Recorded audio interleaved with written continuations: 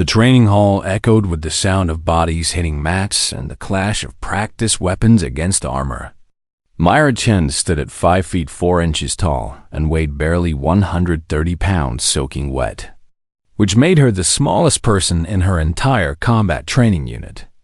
Around her moved creatures that seemed built for war itself. The Kraith warriors stood over 8 feet tall, with muscle-corded frames that could bend steel bars with their bare hands. Their gray skin looked like textured stone, and their yellow eyes burned with predatory focus. The Velen moved on 4 arms and 2 legs with a speed that made them blur when they chose to sprint at full capacity. Their chitinous exoskeletons shimmered with natural armor plating that could deflect knife strikes. The Sessic were slower, but nearly indestructible, with thick scaled hides that laughed at small arms fire and claws that could tear through bulkhead doors when properly motivated. Then there were the humans. Mira was one of only 6 humans in the entire Galactic Defense Academy, and every single day she felt the weight of representing her entire species in this place where strength seemed to be the only currency that mattered. The year was 2287, and humanity had been part of the Galactic Coalition for barely 15 years. Long enough to be accepted as members, but not long enough to be respected as equals. The Academy Station orbited a binary star system where the light came in strange, purple-orange hues that made everything look alien and beautiful and deeply wrong to Myra's Earth-evolved eyes. Again, barked Instructor Zrel from the edge of the mat. The Sessic commander had scars that crisscrossed her scaled face and a voice that could strip paint from walls. When she was angry, which was most of the time, Myra faced her sparring partner for the 3rd time that morning. Threxis was a Kraith warrior from a family line that stretched back 10,000 years of unbroken military service. His gray skin bore the ritual scarring of his people, and his eyes held nothing but contempt when they looked at Myra. "Try not to embarrass your species this time, soft worlder," he rumbled in that bass voice that resonated in Myra's chest. The match began and ended in 40 seconds. Threxis moved with speed that seemed impossible for something his size and his practice. Staff caught Myra across the ribs hard enough to knock the air from her lungs and send her sprawling. She rolled with the impact like they taught her and came up in a defensive stance, but her hands were shaking and her ribs screamed protest with every breath. "Dead," Zrel announced flatly. "Cadet Chen, you lasted 8 seconds longer than yesterday, so I suppose that counts as improvement." Barely. Myra returned to the line with her squad mates and tried to ignore the mixture of pity and disdain in their eyes. Her squad was mixed species like all the training units. The theory being that future coalition forces would need to work together seamlessly regardless of biological origin. The reality was that the strong protected the strong, and the weak became liabilities that no one wanted. Squad leader Threxis made no secret of his opinion that humans didn't belong in the Academy at all. "Your kind should stick to scientific research and diplomacy," he told Myra during a rare moment when he bothered to speak to her directly. "Leave the fighting to those of us who evolve for it." Myra wanted to argue, but the evidence seemed stacked against her. In strength assessments, she ranked in the bottom 5%. In speed trials, she barely made the bottom 3rd. In endurance, she did better, but even there she couldn't match the Velen who could run for days without rest. The only category where humans showed any promise was in something called adaptive problem solving under stress. But that didn't help much when a Kraith warrior was swinging a practice staff at your head. 3 months into the training cycle, and Myra had seriously considered dropping out twice. She stayed because her grandmother had fought in the First Contact War, when the Kraith had tested humanity's resolve with a border skirmish. Stayed because someone had to prove that humans belonged here. Stayed because quitting felt like betraying every human who would come after her. But some days it felt like drowning in slow motion. The morning training session ended with Myra, nursing bruised ribs and a split lip from where she'd bitten the inside of her mouth during a fall. She hit the showers and tried not to notice how the Valen cadets chittered to each other in their clicking language while glancing her way. Tried not to see the Kraith warriors laughing at some joke that was probably about human fragility. Lunch in the academy cafeteria was a chaos of different species with different dietary needs. Mira grabbed her tray of protein paste and nutrient blocks and found an empty table near the viewing ports. Outside the window, the binary stars cast their strange light on the dozens of ships that orbited the station. Everything from small patrol craft to massive dreadnoughts that served as mobile academies for advanced students. She was halfway through her meal when the alarm started. Not the training alarms that everyone knew by their specific rhythm, but the deep, urgent wail that meant something real was happening.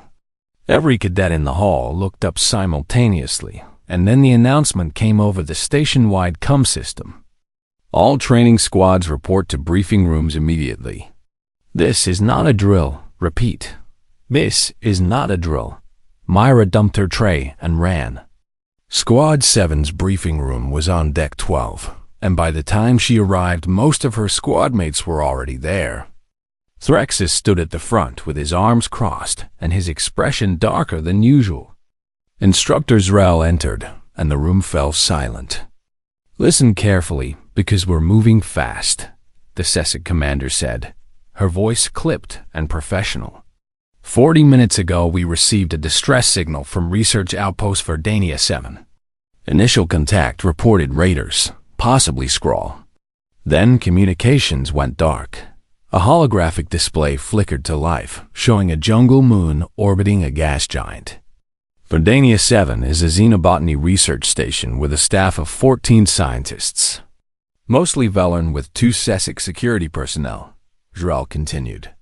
Orbital scans show movement throughout the facility, but no life signs responding to hails. Myra felt her stomach tighten.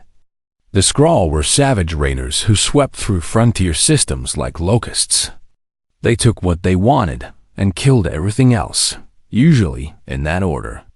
Command has decided this is an acceptable risk training opportunity, Zrel said. And Mira heard the skepticism in her voice, even though the Sessic's face remained neutral. Squad 7 will deploy to Verdania 7 with me as mission commander. Our objectives are simple. Locate any survivors, assess the raider presence, and hold position until reinforcements arrive. Threxus raised one massive hand. Commander, what is our rules of engagement? Weapons hot.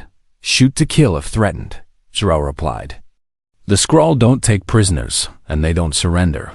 If you see one, you put it down hard and fast. She turned to look directly at Myra. Cadet Chun, you'll take rear guard position in the formation. Your job is to watch our backs and stay alive. Understood? Yes, Commander, Myra said. Translation. Stay out of the way and try not to get killed. The briefing continued with tactical details and equipment assignments, but Mira barely heard it over the rushing sound in her ears. This was real. In 30 minutes, she would board a dropship and descend to a moon where things that killed for pleasure were waiting. Her first real mission, and everyone expected her to be the liability. The weak link that would need protecting while the real warriors did the actual work.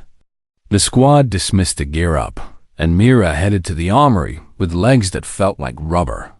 She drew her standard kit, armor vest that wouldn't stop much but might prevent immediate death, pulse rifle that felt too heavy in her hands, combat knife that seemed like a joke compared to the natural weapons most of her squad mates possessed. In the locker room, she caught Threxus watching her. Try not to die too quickly, human, he said. It might have been concern, or it might have been contempt. Myra honestly couldn't tell anymore. I'll do my best, she replied. 20 minutes later, Squad 7 stood in the dropship bay while the pilot ran final checks. The ship was a stubby, ugly thing built for atmospheric insertion under fire. It had all the aerodynamic grace of a falling brick, but it would get them down fast. Mira checked her rifle for the third time and tried to remember everything she'd learned about Skrull tactics from the training modules. They were pack hunters who relied on numbers and aggression. They used crude energy weapons, but preferred close combat with their claws and teeth. They were strong and fast, but not particularly intelligent. The instruction manuals made them sound almost manageable. The combat footage she'd watched in her spare time told a different story. "Load up," Z'Rell ordered. The squad filed into the dropship and strapped into the crash seats that lined both sides of the troop bay. Myra ended up between a Velarn named Kessex and a Sasek named Dorn. Both of whom had at least 80 pounds on her and were pretending she didn't exist. The dropship's engines roared to life, and Mira felt the deck vibrate under her boots. Through the small viewport, she could see the docking bay doors opening to reveal the jungle moon hanging in space like a green and blue jewel. Somewhere down there in those jungles, the Skrull were waiting. The dropship lurched forward and began its descent. Threx's voice came over the squadcom channel. Flat and matter-of-fact. "Stay in the back and try not to die too quickly, Softworlder." Myra didn't reply. She just checked her rifle one more time and watched the moon grow larger in the viewport. Her hands had stopped shaking. She noticed that with a distant kind of surprise, somewhere between the briefing room and the dropship bay, the fear had crystallized into something else. Something colder and harder and infinitely more useful. The dropship hit atmosphere and began to shake. Outside the viewports, the sky turned from black to purple, to the green of jungle canopy rushing up to meet them. Myra's first real mission had begun. The dropship hit the ground hard enough to rattle Myra's teeth. The rear ramp dropped with a hydraulic hiss, and suddenly the jungle was everywhere. The smell of rotting vegetation and strange flowers. The sounds of things moving in the canopy above. The heat that hit like a physical wall after the climate-controlled comfort of the Academy station. "Move out. Defensive formation," Z'Rell commanded. Squad 7 deployed into the clearing with practiced efficiency. Threxus took point with his squad automatic weapon held ready. The Kraith's massive frame somehow moving quietly despite his size. Behind him came Kessex and her partner Velix, both Velarn moving on their forearms with their weapons scanning different angles. Dorn and another Sasek named Grawl formed the middle with their heavy armor and heavier weapons. Z'Rell stayed, mobile between the front and middle elements where she could direct the whole squad. Mira took her assigned position at the rear guard. The jungle pressed in from all sides with trees that looked like they'd been growing since the dawn of time. Their trunks were massive things covered in moss and vines. The canopy above filtered the sunlight into a green twilight that made everything feel underwater. Things moved in that canopy, but Myra couldn't get a clear look at them. The research outpost was 2 kilometers north through terrain that looked beautiful and hostile in equal measure. "Weapons free. Stay alert," Z'Rell said over the squadcom. "Skrull are ambush predators. They'll hit us when we least expect it." The squad moved out in tactical formation, with each member maintaining proper spacing and fields of fire. Mira kept her rifle up and tried to watch everywhere at once, which was impossible, but the alternative was not watching at all. They'd covered maybe 300 meters when Threxus raised one fist. The signal to halt. Everyone froze. Ahead on the trail, something gleamed against the dark soil. Z'Rell moved forward in a crouch and examined it while the squad maintained security. When she straightened up, her expression was grim. "Velarn blood," she announced. "Still wet. Maybe 2 hours old." They found the first body 50 meters further on. The researcher had been a Velarn female based on the coloring of her chitin, but it was hard to be certain because the Skrull had done terrible things before she died.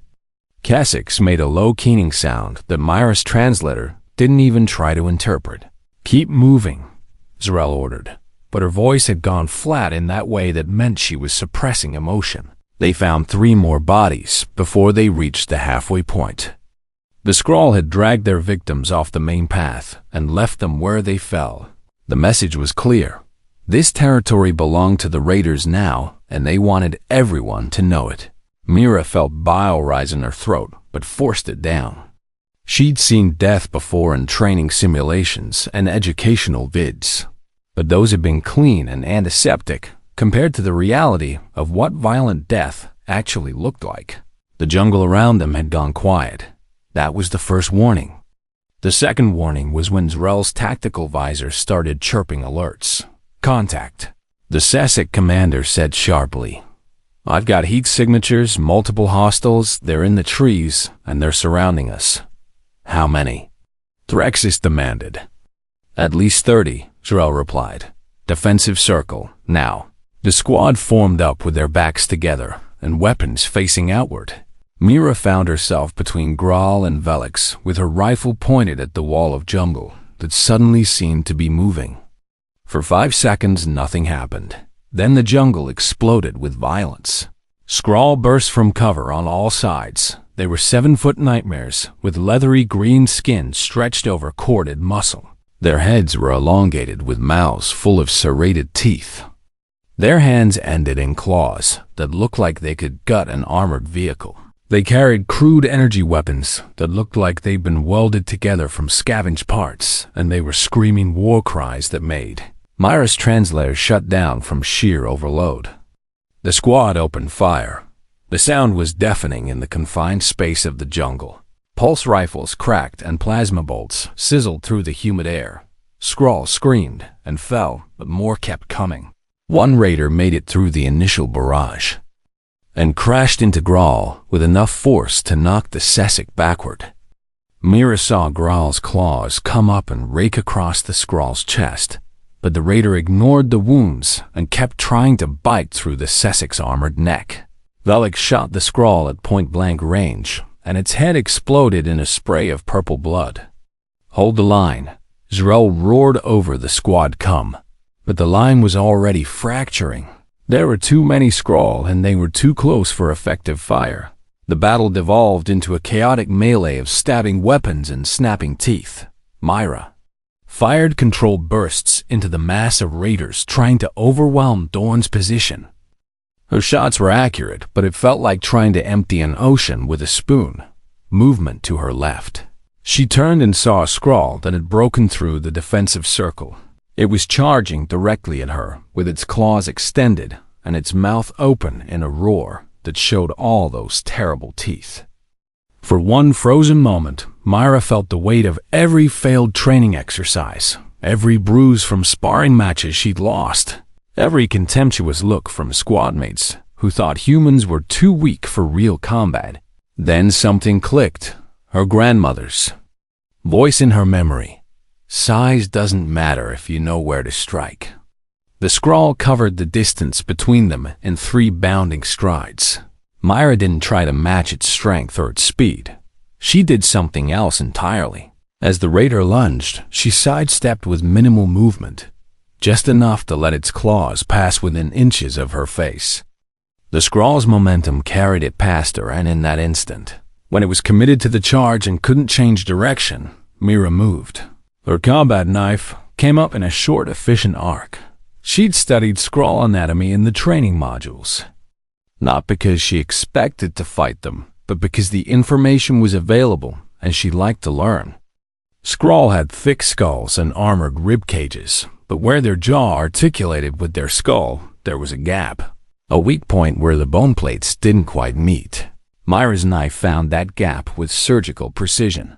She drove the blade upward through the soft tissue under the jaw, through the roof of the mouth, into the brain cavity. The Skrull's roar cut off mid-breath. Mira twisted the knife and withdrew it in one smooth motion, already stepping back as the raider's legs gave out and it collapsed face first into the jungle soil. The entire sequence took 2.5 seconds. The sounds of battle continued around her, but in Myra's immediate area, there was sudden stillness. Graal was staring at her with his reptilian eyes wide. Velix had stopped firing and was looking at the dead Skrull at Myra's feet. Even Threxis had turned from his position to see what had happened. The Skrull lay unmoving with purple blood pooling around its ruined head.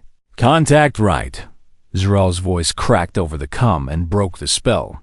The squad returned to fighting.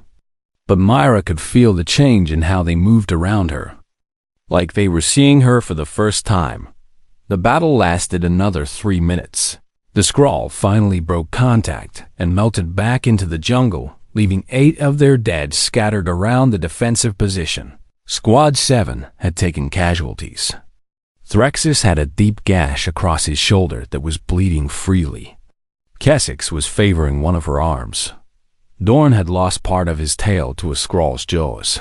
But they were alive. Sound off, Zrel ordered. Each squad member reported their status in turn. When it came to Myra, she heard her own voice say, "Rear guard." No injuries, and was surprised at how steady she sounded. Zrel approached her position and looked down at the dead Skrull. The Sessic commander crouched and examined the wound, then looked up at Myra with an expression that might have been respect or might have been something else entirely. "Clean kill," Zrel said. "Textbook strike to a weak point. Who taught you that?" "I read it in the training manual," Myra replied. "You read it," Threxus repeated from where a Velern medic was sealing his shoulder wound. "You read about Skrull anatomy. And you just decided to stab one in the exact right spot?" Myra looked at the Kraith warrior and saw that his contempt had been replaced by something that looked like confusion. "Your people fight with strength and courage," Myra heard herself say. "My people don't have that luxury. We learn to study our enemies and find the most efficient way to kill them." The words came out flat and matter-of-fact, like she was discussing the weather instead of the corpse at her feet. Threxus opened his mouth, closed it, then opened it again. "How did you move like that?" He finally asked. "The Skrull was faster and stronger, but you made it look slow." Myra thought about how to explain it. "Economy of motion," she said eventually. "I didn't try to overpower it or outrun it. I just moved exactly as much as I needed to, and no more. Efficiency over force. That's not how warriors fight." Grawl rumbled. "No," Myra agreed. "It's how hunters kill." The silence that followed that statement was broken by Zrel's come crackling to life. "Squad 7, this is command. What is your status?"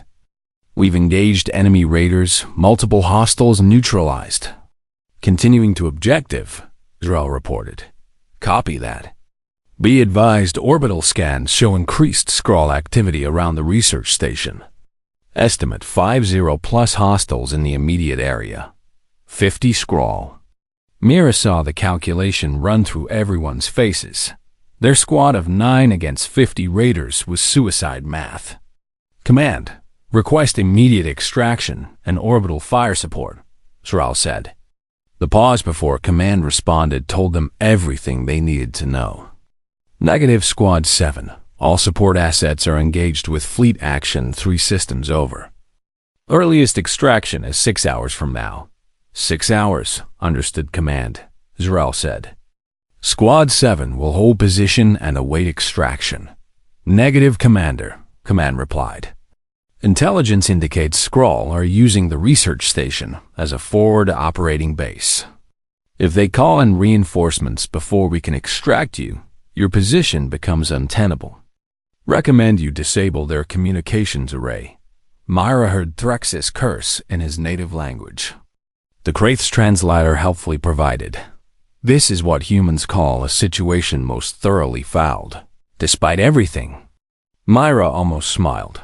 Zrel studied her tactical display and the holographic map of the research station. "The communications hub is on the eastern side of the main building, 2nd floor, the Sessic said. "Getting to it means going through approximately 50 hostile raiders who now know we're here. We could call in our own air support," Kessex suggested. "The dropship has weapons. The dropship also has our only way off this rock," Zrel countered. "If we lose it, we're dead anyway." Myra found herself staring at the map. The research station was built in a standard modular design. 3 main buildings connected by covered walkways. The communications hub was isolated from the main raider positions based on the heat signatures Zrel scans showed. "Commander," Myra said quietly. Everyone turned to look at her. "I can get to the communications hub," she continued. Threxus laughed. It wasn't a kind sound. "You'll die in minutes, human," the Kraith said.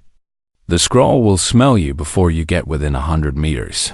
Your people fight by charging in with war cries," Mira replied, meeting his yellow eyes without flinching. "My people learned to hunt megafauna on plains where being seen meant death. We learned patience and silence. We learned to read our prey and strike from shadows.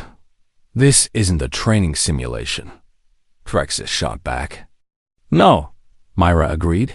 "It's real, which means I either do this or we all die here." The brutal honesty of that statement hung in the humid air. Z'Rell studied Mira with those cold reptilian eyes. "Can you really move through that station without being detected?" the Sessic asked. Mira thought about her grandmother, who had survived the First Contact War by being smarter and quieter than her enemies. Thought about every human throughout history who had succeeded not through strength, but through cunning. "Yes, Commander," she said. "I can," Z'Rell nodded slowly. "Then we're going to give you that chance, Cadet Chen," the Sessic said. "The squad will create a diversion on the western approach. Draw as many raiders as we can away from your insertion point. You'll have maybe 10 minutes before they realize what we're doing. Understood? And Chun," Z'Rell added, "don't die. I'll have to file paperwork if you do." This time Mira did smile. "I'll do my best, Commander." The research outpost emerged from the jungle like a collection of gray metal boxes that someone had dropped carelessly among the trees. Mira crouched in the undergrowth 50 meters from the eastern perimeter and watched the Skrull move through the compound. They weren't organized in any military sense, but they had a kind of pack coordination that made them dangerous anyway. Sentries prowled the walkways, while others dragged scavenged equipment into piles or fought over pieces of salvage. Through her rifle scope, Mira counted 18 raiders in her immediate field of view. The communications hub was a squat cylinder attached to the main research building's second floor. Its entrance was currently blocked by 3 Skrull, who were tearing apart what looked like computer terminals for fun. Z'Rell's voice crackled softly in her earpiece. "Chun, we're in position for the diversion. You have 10 minutes starting now." "Copy," Myra whispered. From the western side of the compound came the sudden sharp crack of pulse rifle fire. The effect was immediate. Skrull, all over the compound, turned toward the sound and started moving in that direction with their weapons raised and their mouths open in those terrible war cries. The 3 raiders blocking her target entrance loped off to join the fight. Mira waited 5 more seconds to make sure they weren't coming back. Then she moved. She crossed the 50 meters to the perimeter fence in a low run that kept her below the sight line of the remaining sentries. The fence was standard security mesh. It would keep out animals, but it wasn't meant to stop determined attackers. Myra used her combat knife to cut a vertical slit large enough to slip through. The sounds of battle were getting louder from the western approach. The crack of energy weapons. The screams of wounded Skrull. Threxus roaring, what might have been insults or might have been a war song. Inside the compound proper, Myra pressed herself against the wall of the nearest building and controlled her breathing. Her heart was pounding, but her hands were steady. She'd studied the station layout during the dropship ride, and now she recreated it. In her mind, the main building connected to the communications hub via second-floor walkway. Getting there meant going through approximately 30 meters of corridor that could have Skrull anywhere along its length. A raider ran past her position, heading toward the sound of combat. It was so close she could smell it, a rank combination of sweat and blood and something, chemical that might have been whatever fuel their weapons used. The Skrull didn't see her. She was just another shadow against the gray wall. When it was past, Myra moved to the building's entrance. The door had been torn off its hinges and lay twisted on the ground. Inside was darkness, broken only by emergency lighting that cast everything in red. Myra's rifle had a tactical light, but using it would announce her presence to anything with eyes. She left it off and moved by the red glow alone. The corridor stretched ahead with doorways opening to left and right. Each one was a potential ambush point, and Mira treated them all with equal caution. She cleared the first room, empty except for overturned furniture and the smell of death. The second room had a body, one of the Sussex security personnel with a hole burned through his chest cavity. The third room had a living scroll. The raider was crouched over a pile of equipment and had gathered, making a low chittering sound as it sorted through circuit boards and power cells. Mira froze in the doorway. The scroll hadn't noticed her yet, but one sound or wrong movement would change that instantly. She could back out slowly and find another route. She could try to slip past while it was distracted, or she could eliminate the threat. Mira thought about what Z'Rell had said. The Skrull don't take prisoners, and they don't surrender. She thought about the bodies in the jungle and the researcher in the second room. She made her decision. The combat knife came out of its sheath with practiced silence. Mira crossed the distance between them in 3 steps that were quieter than the Skrull's own breathing. The raider started to turn as some predator instinct warned it of danger. Too late. Mira's knife went into the base of its skull, where the spine met the brain stem. The Skrull's body seized once and then went limp. She lowered it to the ground with her free hand and pulled her knife free. The entire sequence had taken 4 seconds and made less noise than a whisper. Mira wiped the blade on the dead Skrull's leathery hide and continued. The corridor opened into a central atrium where the research staff would have gathered for meals or meetings. Now it was a nest of sorts with Skrull equipment scattered everywhere, and the walls marked with the raiders' territorial symbols painted in what looked like blood. 4 Skrull occupied the space. 3 were sleeping in a pile near the western wall. 1 was standing near the eastern exit, doing something with its weapon that might have been maintenance. There was no way to cross the atrium without being seen by the one on watch. Mira studied the room's layout. The ceiling was high with exposed ventilation ducts. There were overturned tables that provided some cover. The lighting was still emergency red, which helped her, but also helped them. She looked up at the ventilation ducts.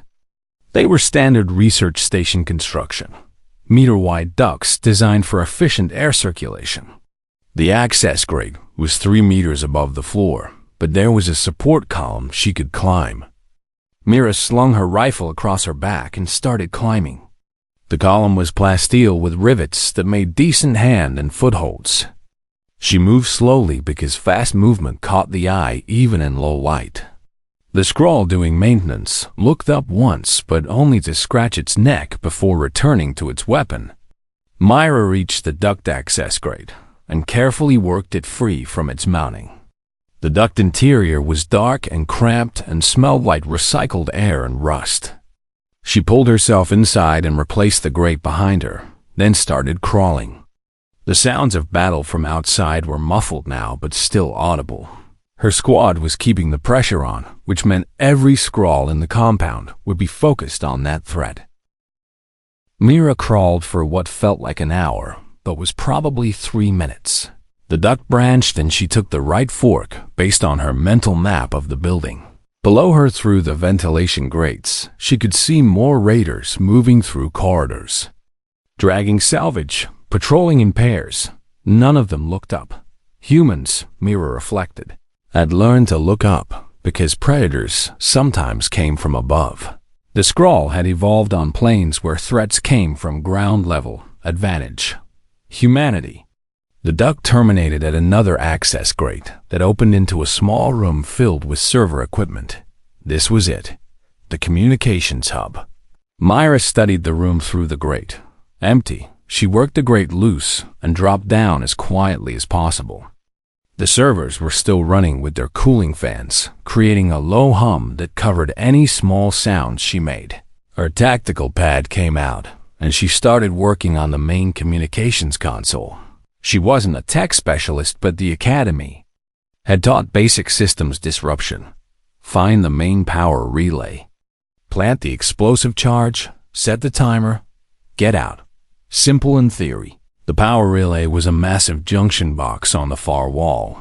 Myra crossed to it and started attaching shaped charges from her demolition kit. She just armed the third charge when she heard footsteps in the corridor outside. Heavy footsteps, multiple sets.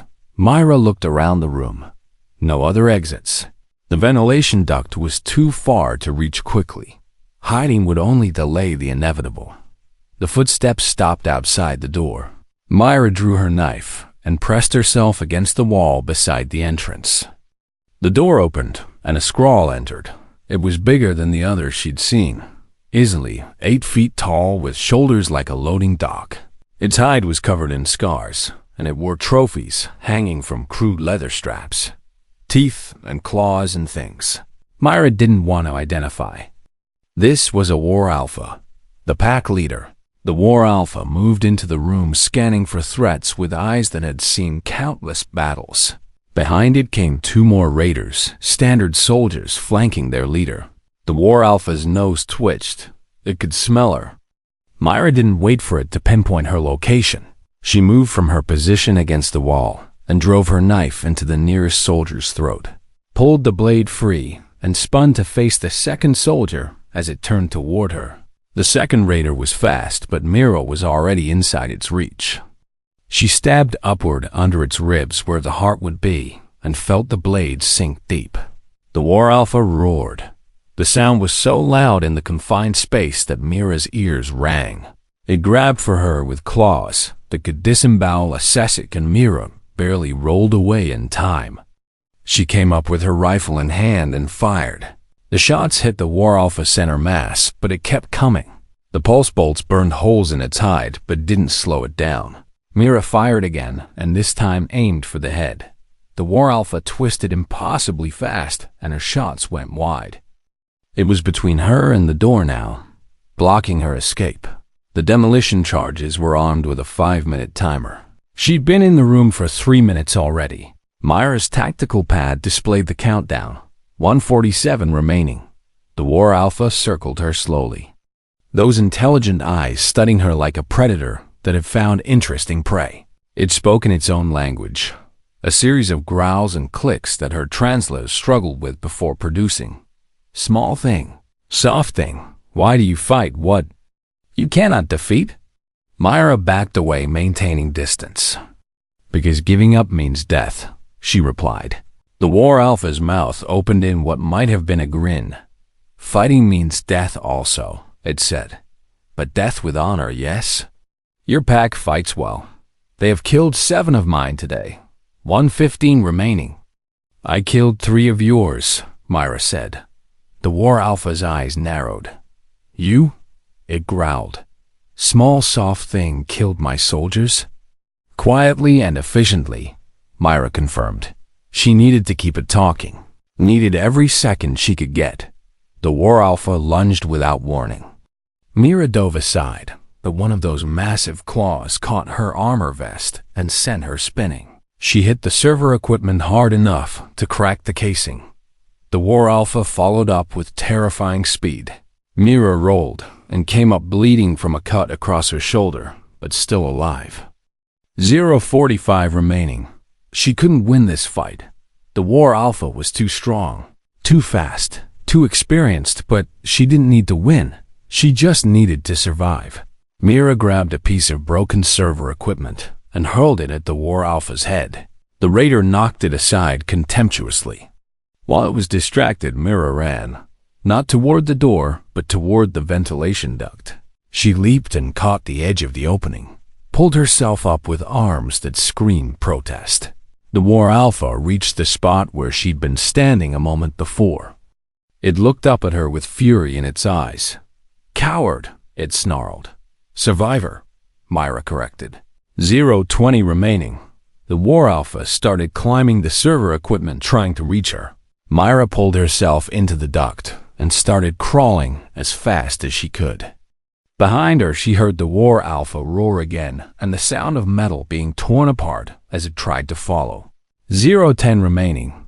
Myra reached the junction where the duct branched and took the left fork this time, heading away from the communications hub as fast as cramped spaces would allow. 0:05. She was maybe 20 meters away when the charges detonated. The explosion was muffled by walls and distance, but the duct system carried the shockwave like a gun barrel. Mira felt herself lifted and thrown by the blast wave. She hit the far end of the duct section and everything went white with pain. When her vision cleared, she was lying in a tangle of twisted metal. The duct had collapsed around her, but not on her.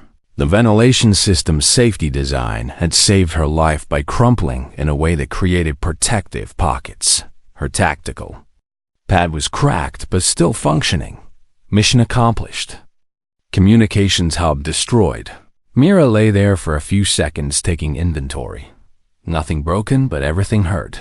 Her right shoulder was bleeding more now. Her left ankle was twisted, but she was alive. She could hear shouts of alarm from throughout the compound. The Skrull would be looking for whoever had just blown up their communications equipment.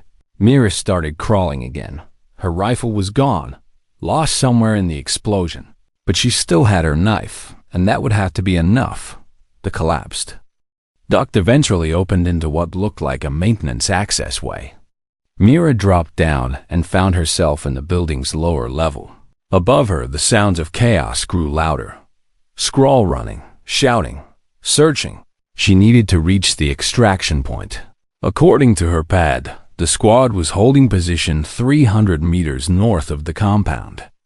That meant getting out of the building and crossing open ground while wounded, and with 50 angry raiders looking for her. Mira started limping toward what she hoped was an exit.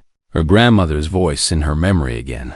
When you can't fight, you hide. When you can't hide, you run.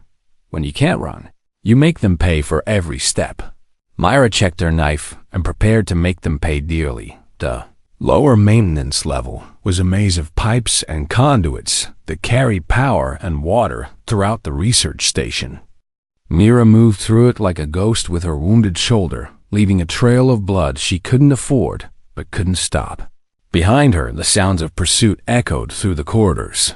The thunder of Skrull feet, the harsh barking calls they used to coordinate their search. She found a storage closet and ducked inside just as a pack of 6 raiders rounded the corner. They passed within meters of her hiding spot. So close, she could hear the clicking sounds they made when communicating in close quarters. When their footsteps faded, Mira emerged and continued toward what her tactical pad insisted was the eastern emergency exit. The corridor ended at a sealed blast door. Manual override controls were mounted beside it, but activating them would make noise and alert every Skrull within 100 meters. Mira studied the door and the walls around it. The research station was modular construction, which meant there would be access panels for maintenance. She found one 2 meters to the left of the door, a plasteel panel held in place by 6 security bolts. Her knife served as a makeshift screwdriver. The panel came free after 30 seconds of careful work. Behind it was a crawl space that ran parallel to the main corridor. Narrow and dark, but large enough for someone Mira's size to squeeze through. She slipped inside and replaced the panel behind her. The crawl space was claustrophobic and smelled like ozone from the power conduits that ran along its length. Mira crawled. Her shoulder throbbed with every movement, and her ankle sent spikes of pain up her leg. But she kept moving, because stopping meant dying. The crawl space opened into a junction room where multiple systems met. Power, water, air circulation, and according to her pad. Directly above her was the compound's eastern perimeter. Mira looked up at the ceiling hatch that would let her escape. The problem was that opening it would put her in direct line of sight of any Skrull patrol. She pulled up the tactical overlay on her cracked pad and studied the enemy movement patterns Jarrell had mapped. The sentries on this side of the compound ran patrols in pairs every 4 minutes. The last patrol had passed 53 seconds ago. That gave her approximately 3 minutes to get through the hatch, cross 15 meters of open ground, and disappear into the jungle. Simple. Mira climbed the ladder to the hatch and positioned herself beneath it. She waited. Her internal clock counted down the seconds while her hand rested on the hatch release.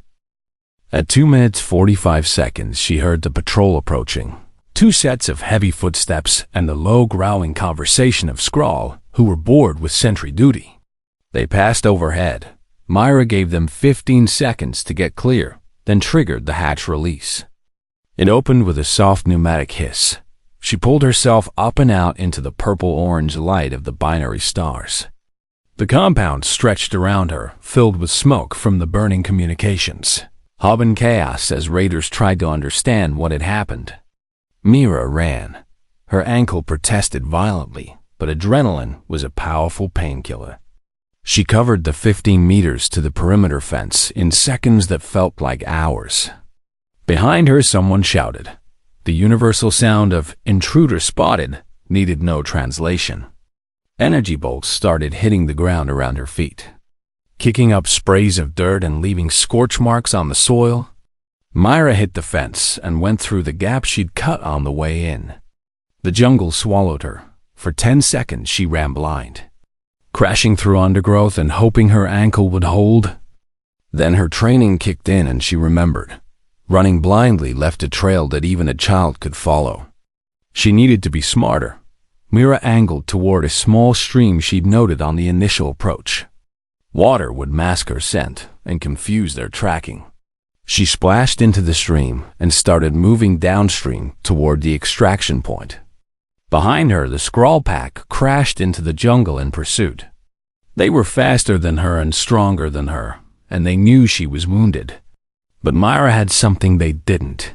She'd spent her entire life being smaller and weaker than everyone around her, which meant she'd spent her entire life learning how to win anyway. The stream bent around a massive tree. Mira used it as cover to climb out of the water and up into the tree's lower branches. She pulled herself 15 feet off the ground and pressed herself against the trunk. The Skrull pack reached the stream 30 seconds later. There were 8 of them moving in a loose formation with their weapons ready and their noses testing the air. The pack leader, a scarred veteran with one missing eye, examined the stream bank where Myra's trail entered the water. It barked orders and the pack split. 4 went downstream following her expected path. 4 went upstream to cut off any retreat. None of them looked up. Mira waited until they were out of sight, then dropped silently back to the ground. Now she moved perpendicular to the stream, heading north toward the extraction point, but using terrain and cover to mask her passage. She'd gone maybe 50 meters when she heard it. A single Skrull moving through the jungle alone. This one was smaller than the warriors, probably a scout sent to sweep areas the main packs hadn't covered. It was moving carelessly, making noise, not expecting to find anything. Mira crouched beside a fallen log and became part of the landscape. The scout passed within 3 meters. As it went by, Mira rose from her hiding spot and her knife found the base of its skull. The scout dropped without a sound. Mira dragged the body into the undergrowth and took its energy weapon, a crude but functional plasma rifle that felt heavy in her hands. She also took its ammunition pack and communication device. The device was chattering with Skrull voices coordinating the search. Myra's translator provided fragments. Human female. Dangerous. War Alpha wants her alive. So the War Alpha had survived the explosion. That complicated things. Mira continued toward the extraction point with more caution now that she knew they wanted her specifically. She covered another 100 meters before running into the second patrol. This one was 3 Skrull moving in tactical formation, sweeping their sector methodically. They were between Myra and her objective. She could try to go around, but that would add time she didn't have. She could wait for them to pass, but they were clearly searching every meter of ground. Or she could reduce their numbers. Myra picked a position with good cover and sightlines. Then she opened fire with the captured plasma rifle. Her first shot took the rightmost raider in the chest and burned a hole the size of her fist. Her second shot missed as the remaining 2 dove for cover. The jungle erupted with return fire. Plasma bolts sizzled past her position and set nearby vegetation on fire. Myra moved. She relocated 15 meters to the left while the Skrull were still firing at her old position. Then she opened fire again from the new angle. One raider went down with its leg severed at the knee. The last one charged her position with its claws extended. Myra let it come, let it get close enough to see her. Then she rolled aside, and the Skrull's momentum carried it past her and into a tree trunk with bone-breaking force. She finished it with a knife thrust while it was still dazed. The wounded raider with the severed leg was trying to crawl away. Myra approached it carefully with her rifle ready. It saw her coming and raised one clawed hand in what might have been supplication or might have been a final threat. "Please," it said in broken standard. "Mercy?" Myra thought about the dead researchers. She thought about the bodies in the jungle. She pulled the trigger. "No," she said quietly. The extraction point was close now, just over the next ridge according to her pad. Myra climbed the slope with muscles that were starting to fail and an ankle that had gone from painful to numb. She crested the ridge and saw the clearing where Squad 7 had established their defensive position. She also saw the Skrull. They'd found the squad. What looked like 30 raiders were launching a coordinated assault on the defensive perimeter while Zrel and the others poured fire into the advancing mass. Myra could see Threxus in the center with his squad weapon chattering, see Kesix and Velix fighting back to back, see Dorn's massive form anchoring one flank, but they were being overwhelmed. In maybe 2 minutes, the Skrull would breach the perimeter, and then it would be over. Myra looked at her captured plasma rifle with its half-empty ammunition pack. She looked at the raiders focused entirely on the squad in front of them. She looked at their exposed backs. Her grandmother's voice one more time. Sometimes the best way to help isn't to join the fight. It's to change what the fight is about. Myra opened fire into the rear of the Skrull formation. Her first 3 shots dropped 3 raiders before they even knew they were being attacked from behind. The effect was immediate. Half the assault force turned to face this new threat. Confusion spread through the Skrull ranks. Were they being flanked? Was this a larger force? Where was this human coming from? Myra kept firing and kept moving, using every piece of cover and making herself impossible to pin down. She was one person, but she was everywhere, shooting from the left, then from the right, then from behind. The Skrull formation came apart as different elements tried to respond to different threats. That was all the opening Zrel needed. Push them, the Sessic commander roared. Squad 7 counterattacked, the Skrull. Caught between 2 fires and unable to coordinate their response, broke. They scattered into the jungle in small groups, with the organized assault collapsing into individual flight. Myra emerged from the tree line and limped toward the squad's position. Threxus saw her first. The Kraith warrior stared like he was seeing a ghost. "John?" he said. "You're alive?" "Apparently," Myra replied. Then her ankle finally gave out completely, and she fell. Threxus caught her before she hit the ground. The Kraith's massive arms were surprisingly gentle as he lowered her to a sitting position. Zrel appeared with a mech. "Report," the Sessic commander ordered. "Communications hub destroyed," Myra said. "Skrull can't call for reinforcements." "I think I killed the War Alpha, but I'm not completely certain. How many raiders did you neutralize?" Zrel asked. Myra tried to count. "The 3 in the compound. The scout, the patrol, the one she'd shot during the ambush." "I stopped counting at 12, she admitted. The entire squad had gone quiet. Threxus was still holding her with an expression on his face that Myra couldn't quite interpret. 12, he repeated slowly. "You killed 12 Skrull raiders, destroyed their communications, and then flanked a force 6 times your size to break their assault on our position." When he said it like that, it sounded impressive. Myra mostly just felt tired. "I did what needed doing," she said. "No," Zrel corrected. You did what none of us could have done. You moved through that compound like a ghost, and you killed with an efficiency that I have never seen in 30 years of combat." The medic was working on Myra's shoulder now, sealing the wound with synthetic skin. In the distance, they could hear the whine of approaching engines, the extraction dropship responding to Jrel's recall signal. "How did you do it?" Kesix asked, her chittering voice full of genuine curiosity. How did one human survive in a compound full of raiders? Mira looked at her squadmates and saw that they were all waiting for her answer. "Your species evolved to fight," she said finally. "Mine evolved to hunt. There's a difference." "What difference?" Grawl rumbled. "Warriors face their enemies," Mira replied. "Hunters make sure their enemies never see them coming." The dropship landed in a wash of engine heat and kicked up dirt. Squad 7 loaded up with Threxis, carrying Myra because her ankle couldn't support her weight. As the ship lifted off, Myra looked out the viewport at the burning research station below. Somewhere down there, the Skrull were regrouping and counting their dead. Somewhere down there, they were learning that humans were not what they expected. The dropship broke atmosphere and the jungle moon fell away. Myra closed her eyes and tried not to think about how easy the killing had been. How natural it had felt to move through the compound, taking lives with surgical precision. How some part of her had enjoyed the hunt.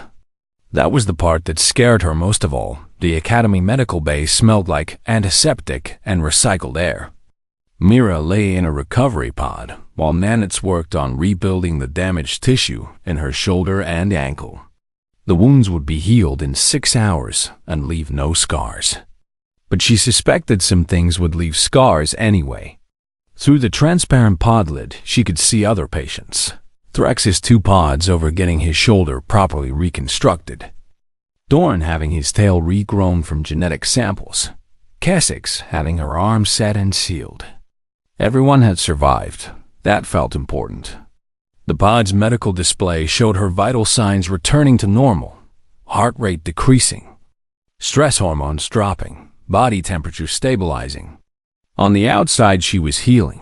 On the inside, she kept seeing the faces of the Skrull she'd killed. Not with regret exactly, but with a kind of distant recognition. She'd crossed a line on that jungle moon, and she wasn't entirely sure how she felt about what she'd found on the other side. The pod opened with a soft hiss. "Cadet Chun, you're cleared for duty," the medical AI announced in its pleasant, neutral voice. Mira sat up slowly and found Commander Jrel waiting beside her pod. "Walk with me," the Sesic said. It wasn't a request. They walked through the Academy's corridors while other cadets moved aside and stared. Mira realized with a start that word had already spread. The whispers followed them. "That's her. The human who killed a dozen Skrull. I heard she destroyed their entire command structure." Stories grew in the telling. "Commander, about the mission report," Myra began. "Already filed," Jrel interrupted. "And already classified at the highest levels. You want to know why?" "Yes, Commander." They entered a secure briefing room and Jrel sealed the door behind them. The Sesic commander activated a holographic display that showed Myra's personnel file. "When humanity applied to join the coalition, we ran assessments for 2 decades, Jrel said. Every test suggested your species was unsuited for military service. Insufficient strength. Inadequate speed. Fragile biology." "I'm aware," Myra replied. "But there was one metric where humans exceeded every known species," Jrel continued. "The vitality per unit of energy expended, in simple terms. Killing efficiency." The hologram showed comparison charts. Humans ranked at the bottom for raw combat power, but at the very top for something called threat elimination effectiveness. Your species learned to hunt megafauna with primitive weapons. Jrel explained, "You couldn't overpower a mammoth or outrun a saber-toothed cat. So you learned to study them, find their weaknesses, and kill them with minimal risk to yourselves. That's just evolution," Mira said. "No," Jrel corrected. "That's weaponized adaptation. Every species in the coalition evolved as either predators or prey or warriors. Humans evolved as something else entirely. Persistently efficient killers who learned to wrap that nature in diplomacy and law. The Sessic's cold eyes studied Myra. "You scare me, Cadet," Zrel said bluntly. "All of you humans do. Because when you're pushed, when circumstances require it, you don't fight with honor or rage or the joy of battle. You simply end threats with a cold precision that the rest of us can barely comprehend." Myra thought about the Skrull she'd killed in the communications hub. How she hadn't felt anger or fear in those moments. Just a calm certainty about what needed to be done. Is that a bad thing? She asked quietly. "That depends," Zrel replied. "On what you choose to do with it." The commander dismissed her, and Mira returned to the cadet quarters. Evening had fallen over the station, and the corridors were filled with off-duty personnel heading to the common halls for meals and recreation. Myra entered the Squad 7 common area and found her entire squad waiting. They'd pushed tables together, and someone had acquired food from a dozen different cultures. Kraith grain meat, Velen protein paste, Sessic leaf roots, and even human-synthesized pizza. Threxis stood as she entered. The Kraith warrior's shoulder was healed, but still showed the faint lines where the wound had been. "Cadet Chen," he said formally, "will you join us?" Mira looked at the assembled squad and saw something different in their eyes. "Not pity or contempt, respect, of course," she said. They ate and talked, and for the first time since arriving at the academy, Myra felt like she might actually belong. Kessex told a story about her homeworld that involved mistaken identity and an angry herbivore. Graal demonstrated a drinking game from Sessic culture that involved catching falling objects with your tail. Even Zrel stopped by to share a drink and offer a rare smile. Then Threxis stood and the room fell silent. In Kraith culture, the warrior began. When a soldier achieves a kill of legendary significance, we give them an honorific name. It becomes part of their identity and follows them through their military career. He turned to face Myra directly. "Myra Chun, you moved through an enemy stronghold like a ghost. You killed with precision that my people associate with master assassins. You saved this squad when we were about to be overrun," Threxis continued. "By the authority granted to me as squad leader, and by the ancient traditions of my people. I name you Caesaurus Mortis in the Kraith tongue." He paused. "Death Whisper." The common hall erupted in cheers. Other Velen took up the name in their clicking language. Kareshval, the Sessic translated it as Mortis Shadow. But they all meant the same thing. Mira felt her face grow hot. "I don't deserve," she began. "You earned it," Threxis interrupted. "Every drop of Skrull blood, every life you saved. You earned this name. Wear it with pride." Death Whisper. The celebration continued late into the station's night cycle. Mira found herself retelling parts of the mission to cadets from other squads, who wanted to hear about the human who had become legend in a single afternoon. She kept the details vague because some things felt too personal to share. Eventually, she excused herself and found a quiet observation deck that looked out at the binary stars. Threxis found her there 20 minutes later. The Kraith moved with surprising quiet for someone his size. "May I join you?" he asked. "It's a public space," Myra replied. They stood in silence for a while watching the stars. "I owe you an apology," Threxis said finally. "I called your kind soft-worlders. I said you didn't belong here. I was wrong. You were going by the available evidence," Myra pointed out. "I was going by prejudice," Threxis corrected. "I assumed that because humans lacked the physical advantages of other species, you lacked worth as soldiers. I failed to see that you had evolved different advantages, ones that might be even more valuable." He turned to look at her. "On Verdania 7, when that first Skrull charged you, I expected you to die," the Kraith admitted. "Instead, I watched you kill it with a precision I've never seen. In that moment, I realized something. My people fight because it's in our blood. Your people fight because you learned how to win. Is there a difference? Mira asked. All the difference, Threxus replied. My ancestors charged into battle roaring war cries. Your ancestors stalked their prey in silence and struck from shadows. My people seek glory in combat. Your people seek survival through efficiency. We are warriors.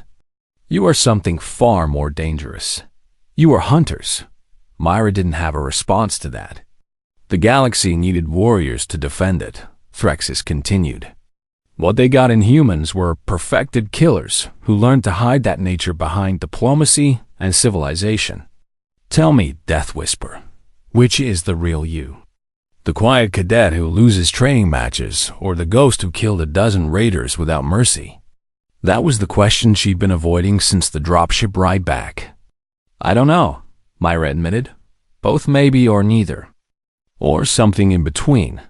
Then perhaps you should find out, Threxus suggested. Because the Coalition is going to need that ghost again. I guarantee it. He left her alone with her thoughts. The days following the Verdania 7 mission brought changes. Myra's combat assessment scores remained low because the tests measured raw strength and speed. But she was no longer treated as the squad's weak link when tactical problems were presented. Squad leaders asked for her input when close combat training began. Instructors asked her to demonstrate human fighting techniques. When stealth and infiltration became part of the curriculum, everyone wanted to partner with the human who could move like smoke. Other humans at the academy noticed the shift and sought her out. There were only 6 of them among hundreds of alien cadets.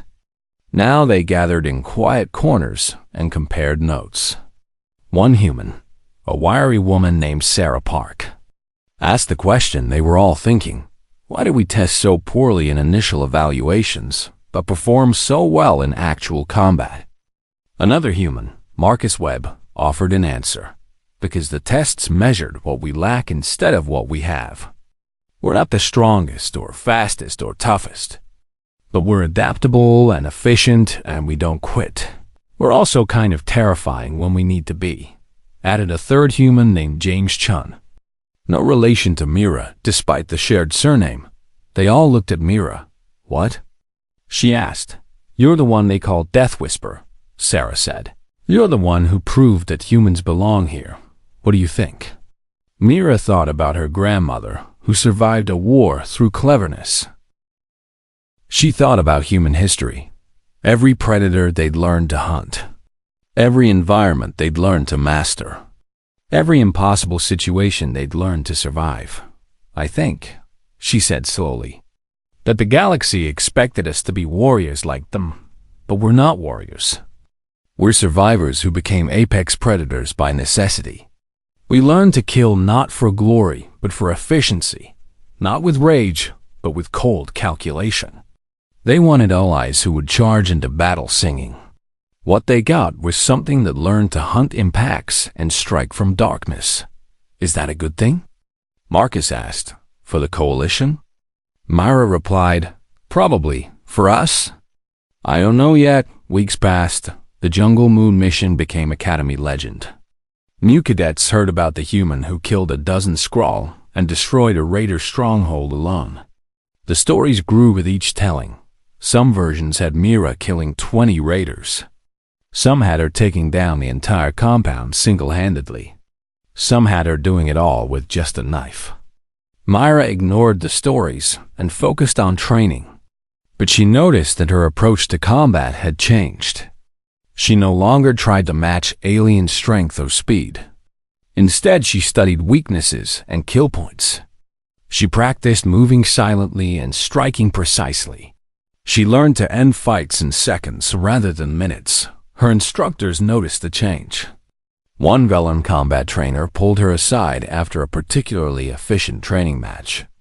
Cadet Chun, where did you learn to fight like that? The instructor asked. I didn't learn it, Myra replied honestly. I just stopped trying to fight like everyone else and started fighting like a human. 3 months after Verdania 7. Mira was called to Commander Zrel's office. The Sessic was reviewing something on her display when Myra entered. "At ease, Cadet," Zrel said. "I have orders for you. You've been selected for advanced training." "What kind of training, Commander?" "A new program," Zrel explained. "Coalition intelligence has decided that conventional military tactics aren't always appropriate. Sometimes situations require surgical precision rather than overwhelming force. Sometimes problems need to be solved quietly and efficiently." The Sessic turned her display so Myra could see. "Project Whisper. They're forming special operations teams," Zrel continued. "Small units trained in infiltration, assassination, sabotage, and deep reconnaissance. The kind of operations where being seen means mission failure. And they want humans," Myra said.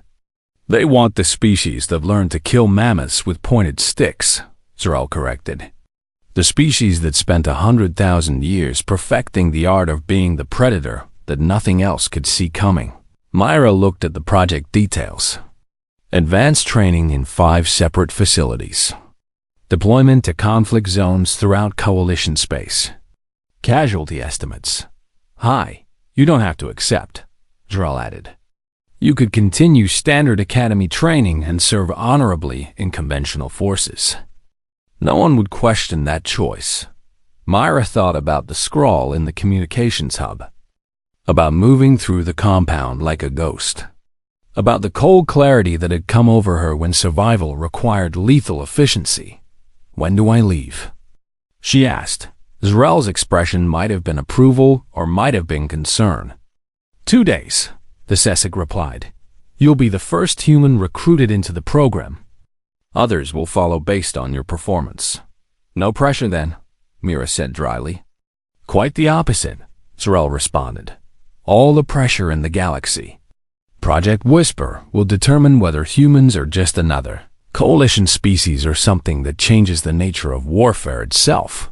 Myra left the office with her head spinning. That evening, she found Threxus in the training hall, working through combat forms. The Kraith saw her and paused. "I hear you're leaving," he said. Word traveled fast. "Special assignment," Myra confirmed. "They're making you into what you already are," Threxus observed. "A weapon that strikes from shadows. Is that what I am?" The Kraith considered the question. "On Verdania 7, I learned something about humans," he said finally. "Your species came to the stars, bringing art and science and diplomacy.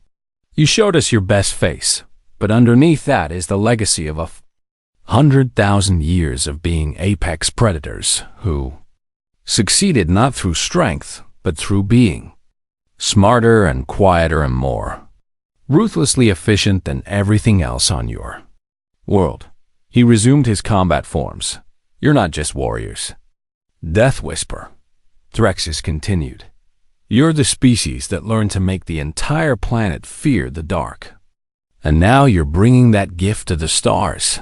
The galaxy asked for allies. What they got were sleeping predators who wake up when circumstances require it. That should terrify them," Myra said. "It should terrify everyone," Threxus agreed. "Which is exactly why the Coalition needs you." Myra's last day at the Academy arrived too quickly. Squad 7 gathered to see her off. Kessex gave her a Velorn honor cord. Grawl offered a Sessic blessing for warriors leaving for distant battles. Even Commander Zrel appeared with a parting gift, a custom combat knife with a monomolecular edge. "For when you need to be quiet and efficient," the Sessic said. Threxus was last. The Kraith handed her a small data chip. "What is this?" Mira asked. "A recording," Threxus replied, "of everything that happened on Verdania 7 from my helmet camera. Someday, when you wonder who you really are, watch it and remember, you're the human who moved through a raider stronghold like death itself and saved an entire squad from annihilation." "That sounds like propaganda," Myra said. "That sounds like truth," Threxus corrected. "Own it, Death Whisper. Because the galaxy is going to need more humans like you before this war is over." "What war?" "The one that's coming," the Kraith said grimly. "The Skrull are just raiders. But there are worse things in the dark between stars. Things that make the Skrull look like children playing at violence when those threats emerge. The Coalition will need warriors, yes, but more than that. We'll need hunters." The transport ship was waiting. Mira boarded and found a viewport as the ship pulled away from the Academy station. Below her, the binary stars cast their strange light on the facility where she'd learned who she really was. A survivor, a hunter. A ghost that killed from shadows, Death Whisper. The transport jumped to FTL, and the Academy disappeared in a flash of distorted space. Myra settled into her seat and pulled out the data chip Threxus had given her. She loaded it into her personal pad and watched herself move through the Verdania 7 compound. It was like watching a stranger. The person on the recording moved with absolute confidence and lethal grace. Every motion was economical. Every strike was fatal. Every decision was made with cold calculation about the most efficient way to end the threat. This was what humans brought to the galaxy, not strength or speed or natural weapons, but the accumulated knowledge of 100,000 years of learning how to be the apex predator on a world full of things that could kill them. They'd learned to study their enemies, to find weaknesses, to strike without warning, to kill with efficiency that seemed like magic to species who had never needed to be that ruthless to survive. The recording ended with her flanking the Skrull assault force. One small human with a captured weapon, breaking an organized attack through pure audacity and tactical genius. Mira closed the file and looked out at the stars streaming past. Somewhere out there, Project Whisper was training other humans to be what she had become. Somewhere out there, the Coalition was learning that humanity's greatest gift wasn't their diplomacy, or their art or their science. It was their capacity to become whatever was necessary to survive, including monsters when the situation required it. Myra Chun closed her eyes and tried to sleep. But in her dreams, she was back in the compound, moving like smoke through corridors filled with enemies. And the Skrull never saw her coming. They never did.